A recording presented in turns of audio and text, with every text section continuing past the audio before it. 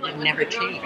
You know, they were still in their freedom mode. They were living off the land. They were picking mushrooms. They were making art, and the rest of the world just didn't seem to faze them. But that, I think, is the tail end of the hippie movement. The hippies got started were fueled by the Vietnam War and the anger that came out of that and the rebellion. So we just stopped cutting our hair. We started eating vegetables as opposed to meat, and we wanted to change things, and we did it by being very difficult to the establishment.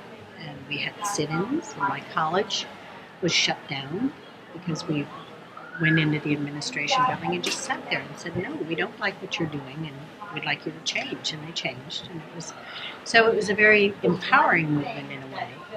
But then it backfired because we went and we lived in communes and had these utopias, but we realized that we needed the world to help us function and get things. You know, there was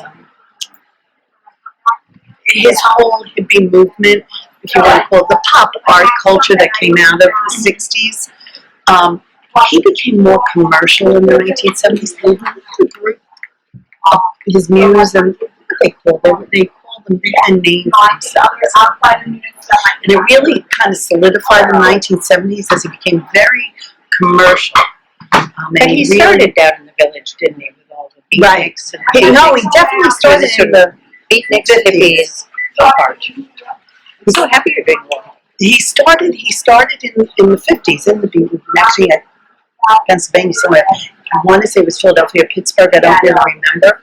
And then he moved into, out of that whole beat generation, he moved into the 60s and really became part of the anti-government movement and all that. He latched on to these iconic symbols of Americana, and that was his thing, you know.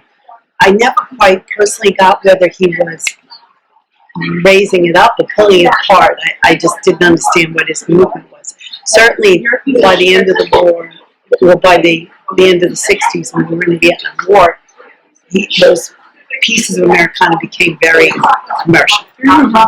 Worldwide.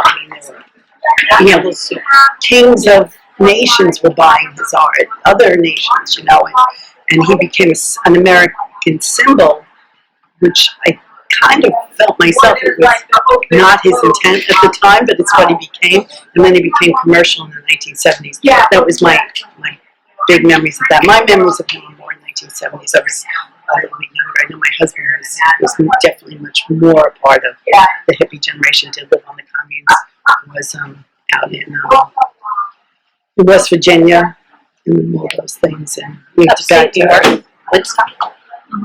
Yeah, went to Woodstock. Actually, he didn't. He still has the ticket. He didn't make it. His grandmother got sick. He's still